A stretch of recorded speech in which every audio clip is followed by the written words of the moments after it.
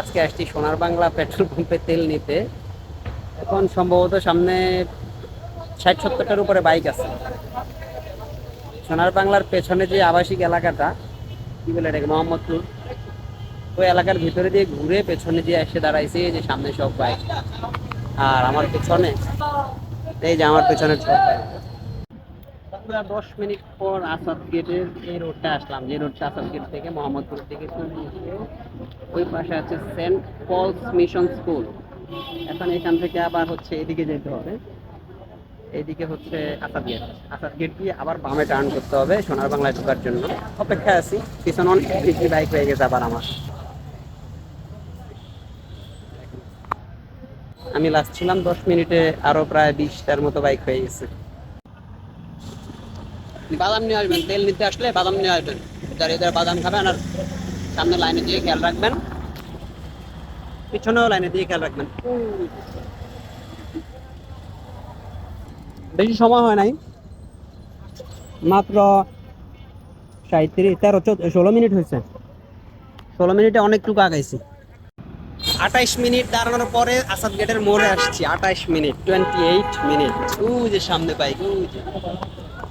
আর একটু পরেই পাম্প। এখন হচ্ছে বাইকে বসে না থেকে বাইক ধাক্কা ধাক্কা দিয়ে নিচ্ছি। বসে বসে পা দিয়ে ধাক্কা দিতে কষ্ট হয়। ওই যে পিছনে আরো অনেক সিরিয়াল লেগে গেছে। 39 মিনিট, পাম্পের খুব কাছাকাছি চলে আসছি। সম্ভবত আর 10-12টা বাইক আছে সামনে, দেখা যাক। আল্লাহ ভরসা। এখন আছি একদম পাম্পের গেটে। এই যে পাম্প সোনার বাংলা। আল্লাহ ভরসা। এই যে 40 মিনিট হইলো, কি আরাম পায় গেছে ভাই। একজন এদিক দিয়ে এসে এখানে ঢুকে গেছে, ভাবছে যে এদিক দিয়ে আসলেই হবে। অথচ আমরা 1 ঘন্টা ধরে লাইনে দাঁড়ায় আছি একদম কাছে। এই যে পাম্প, জাস্ট 45 মিনিটে চলে আসছি পাম্পে। আর মাত্র 2টা বাইক সামনে, দুইটা 45 মিনিট হয়েছে। একটা সামনে, একটা। আলহামদুলিল্লাহ চলে আসলাম। মানিক পাইলাম, মানিক। 1 ঘন্টার পর মানিক পাইলাম। এই যে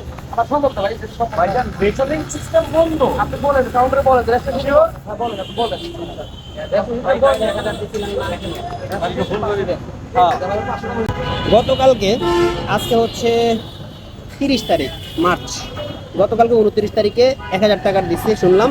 এখন উনি বলতেছে গতকালকে ফুল দিছে, আজকে হচ্ছে 500 টাকার করে দিছে।